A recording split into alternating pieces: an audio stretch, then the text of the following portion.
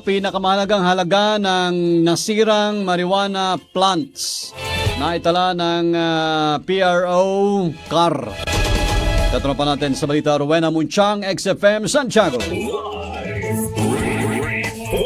Report. Nagtala ng makasaysayang tagumpay ang Police Regional Office Cordillera Administrative Region o PROCAR sa pinaigting nitong kampanya kontra iligal na droga matapos matuklasan at masira ang tinatayang 228 million pesos na halaga ng tanim na marijuana sa lalawigan ng Kalinga. Batay sa ulat, natuklasan sa Mount Chumanchil sa Barangay Lokong Tinglayan ang 10 taniman ng marijuana na may kabuang lawak na 9.5 hectares. Tinatayang mayroong 1,140,000 na nakatanim na marijuana sa lugar na itinuturing na isa sa mga pangunahing sentro ng pagtatanim ng marijuana sa Kalinga. Ayon sa PROCAR, umabot sa 228 million pesos ang kabuang standard drug price ng mga natagpuang halaman na siyang pinakamalaking halaga ng marijuana na nasira sa loob lamang ng 2 araw na operasyon sa rehiyon. Matapos ang dokumentasyon, agad na binunot at sinunog sa mismong lugar ang mga natagpuang marijuana plants. Patuloy naman ang masusing investigasyon upang matukoy ang mga nasa likod ng iligal na pagtatanim. Mula rito sa 104.9 XFM Santiago para sa nagkakaisang Pilipino para sa Pilipinas, ito si Katropang Rowena Munchang, XFM News.